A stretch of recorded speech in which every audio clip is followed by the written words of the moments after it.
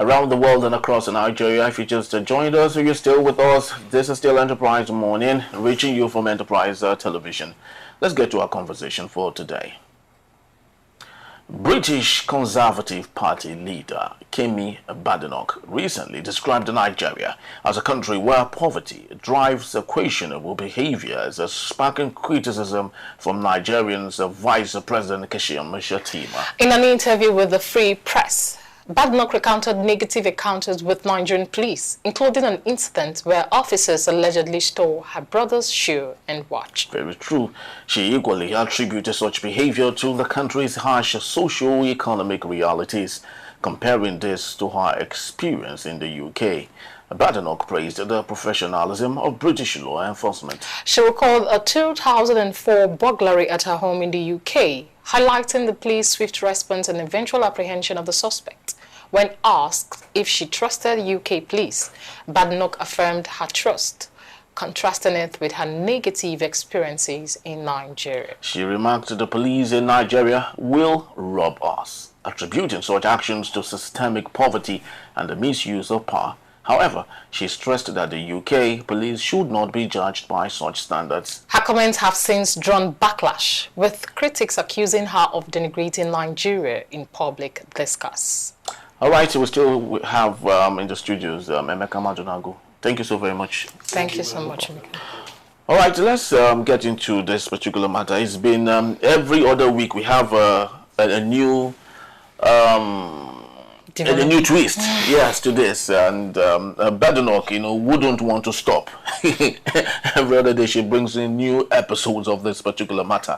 But Emeka, let's not, pretend like the ostrich, with the head right below the ground and the whole of the body exposed and all that. Because we understand that the Nigerian police has not been fair enough to Nigerians, and not just Nigerians, but everyone that they see. But the expression by Kemi, is that patriotism, if in any way she is even intending to do that? I wonder what you mean by patriotism. Kemi is not a Nigerian. She's not a Nigerian. She's a fourth-generation immigrant in the UK. So what it means is that her primary nationality is British.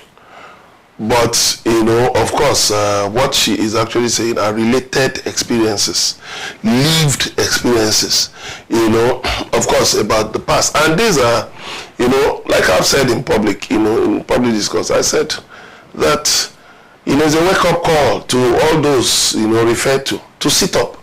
I heard the Nigerian police, saying the warning. I said, warning, do you know who this person is? Listen, this woman can pull the plug on aid to the Nigerian police, and you'll be in a big mess. Things like training, a lot of support, institutional support, will go. In 2022, I was doing research, as of 2022, the top 3 countries that got aid from the UK were Afghanistan, number 1, Ukraine, number 2, and Nigeria, number 3. Nigeria got £10 million from the UK in support institutions in different areas. Program for women, program for girls, program for civil society, program for government, different things, different areas. In terms of doing our elections, United Kingdom is one of the countries that provided support. Different areas. So you are now coming to say, to warn her. Do you know this woman was a secretary for international trade? Under Liz Truss. This was a woman who came forth in the race, to become prime minister. So she was just a shouting distance from becoming UK prime minister. Right? Liz Truss became the prime minister. Made her secretary for international trade. Before then, she was a junior minister, and she had been across many roles. She's a member of parliament. And then, now, Rishi Sunak, the immediate prime minister, gave out that responsibility. Equalities, women, and one or two other, roles, in addition to international trade. So she has a lot of information about Nigeria, at her fingertips. And for her to be saying these things, it shows she's genuinely worried. I mean, look at Shetima talking about Nigeria has a population. population of out-of-school children, 22 million out-of-school children, and you, Shetima, Vice President, your residence in Abuja was renovated with 21 billion, residence in Lagos was renovated with 5 billion, new cars were bought for Tinubu's wife, the president's wife, and some officials. Look at what is going on, insecurity everywhere.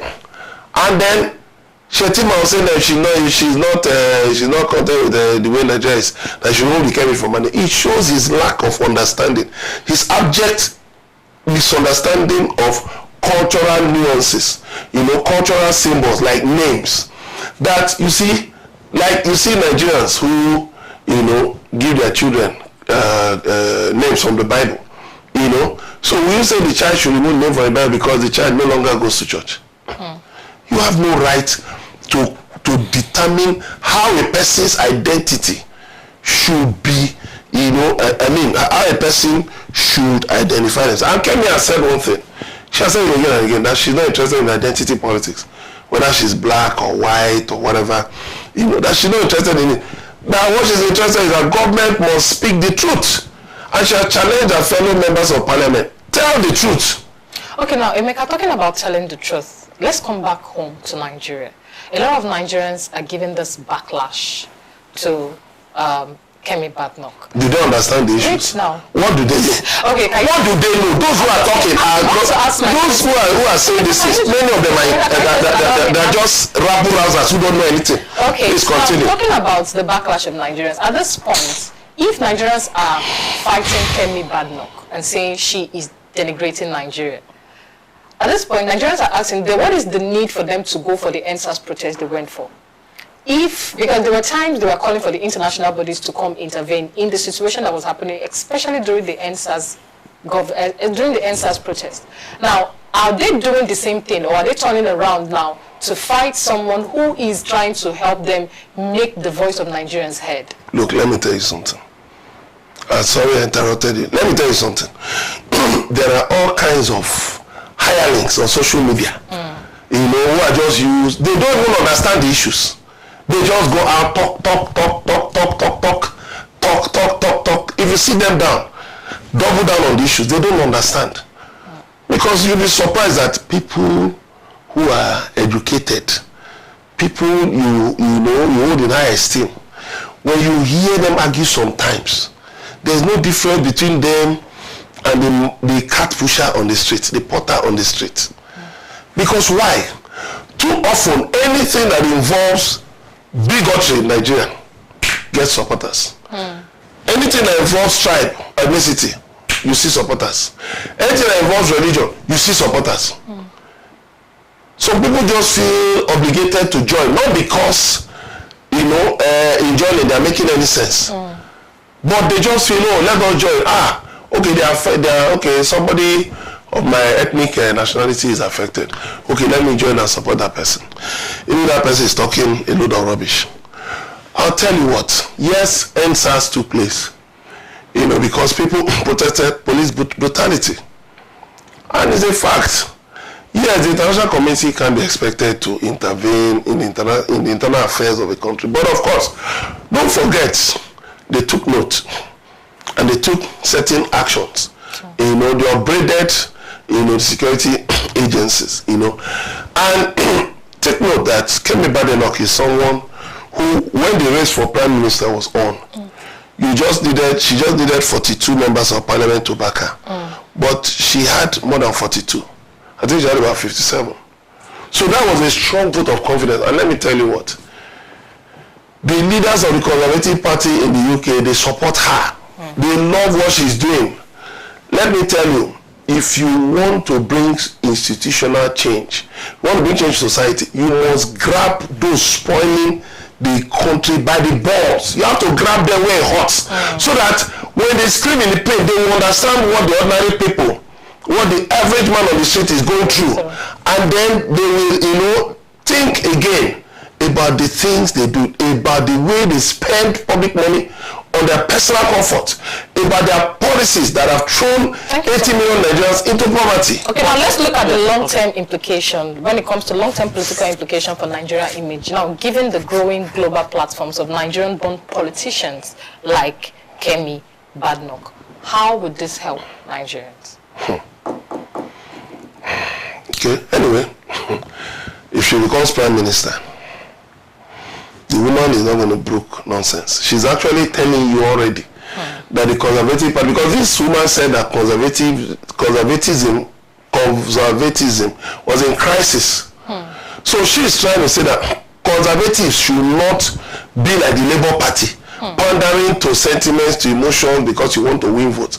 But what you need to do is sell the values of the conservative party. The conservative party is against mass immigration. You see what is happening in the US with Donald Trump, the coming of Donald Trump in a matter of days. You know, he has said he will deport illegal immigrants. So one thing you should know is that globally, you know, right-wing, you know, nationalist fervor, you know, has taken over in many countries. And one of the key things is, you know, having a second look at countries like Nigeria. You know, why is it? Why should we encourage mass immigration when we are not holding their governments to account? That we won't have so many people running away from Nigeria to other countries, other least developed and developing countries, if we have their governments to account. So what it means that the Conservative Party or the Republican Party in the United States should, you know, double down on all these people who are making their countries, who have put their countries in the bashe, double down on them and make sure they are held accountable. So which is what she's doing. Let me tell you something. If that woman becomes prime minister, you know, some have been abusing her, if even drag her father and all of that. Look, saying all kinds of things. If that woman becomes prime minister, she has already given you a foretaste of what her priorities will be. And they are better find ways to engage her diplomatically. But coming out openly to say things like this, let me tell you something. If she becomes prime minister, she not going to look face, so you pardon that expression. She will stick to the values, the goals, the policies of the Conservative Party. And definitely, one of it, don't forget, is that, you know, allowing the UK to be used as a center for money laundering should not be tolerated, should not be allowed any longer after the experience of the Abacha loot. All right. Lots of people have actually, you know, questioned why Rishi Sunak, the prime minister, the past prime minister of Britain, has not in any way criticized his ancestry. Let's not forget where he is coming from East Africa. His father born in Kenya, even if it's from India, and the mother equally born in Tanzania. All, of course, coming from India. You know, at no point did he, you know, mention any of you know, these places as his pivot for expressing whatever view. So don't you think it makes sense to say Kemi wouldn't have gone this bad, or maybe go to the jugular? You know, too often there, you see, one problem we have in Nigeria is the quality of education. You know, many of us receive in school. Very poor quality. You think other people, okay, you want them to condone your reckless conduct, your irresponsibility because you are what? So, okay, if Kemi wasn't from Nigeria, then it will be all right. What she said will be all right. No, let's put it down. If she wasn't from Nigeria, okay, that Rishi Sunak, the policemen steal the shoe or the wristwatch of Rishi Sunak's brother in East Africa, in India. And who told them that Rishi Sunak had not, you know, had not also upgraded India? Look, this whole thing started when the chairman of Nigeria's industrial organization, NIDO, one dead organization, Abike Dabiri, you know, said she was trying to reach out to Andy and she was snubbed. That's where the whole thing started. And they now started promoting negatives against her, trying to, you know, build a strong man's argument where there is none. That she's on Nigerian ancestry, and so what? Look, when you go to international conferences, nobody is looking at the color of your skin. Nobody is looking at the kind of glasses you're putting on, or the, you know, how your face looks like. People are looking at the facts, the hard-boiled facts. When you are going to ask for aid, you're a country going about begging for aid, begging for loans, and you are saying that you will not fix your country to the extent that Nigerians, so many Nigerians want to run away from the country, they want to japa. If things were okay, would so many Nigerians want to leave the country? Very true. Thank you so much, Emeka. Let me ask you this last question.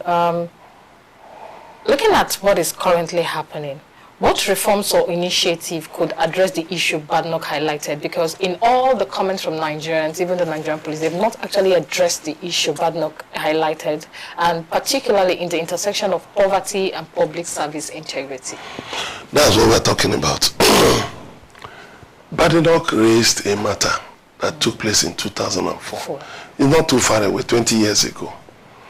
Why not do a letter to our office and say, please, we will be glad if you could help us with more details about this incident.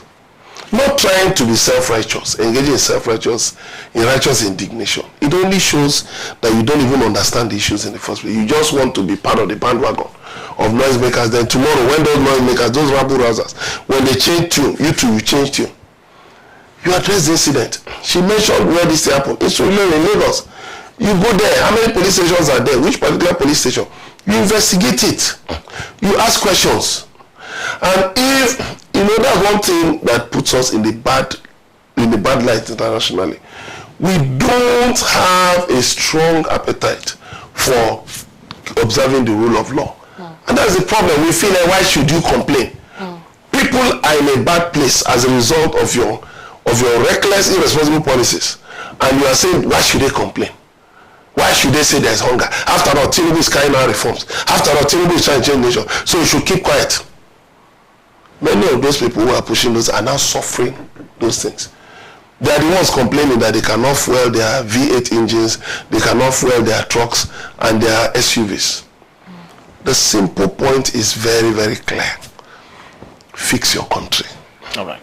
If people are attacking your country, criticizing your country, take that criticism in good faith. Go back, see what is wrong, and fix your country. That is what matters. So that you will be respected in the Committee of Nations. Because all this back and forth is that what it shows is that you are not even ready in the first place to listen to. Look, your critic, your harshest critic is your best friend. Because those you are paying, to sing your praises, will just sing your praises to damnation. But your critic will point out areas that you can privately, quietly go and fix. The issue, for me to conclude, is fix Nigeria, fix Nigeria, fix Nigeria. Thank you so much. True.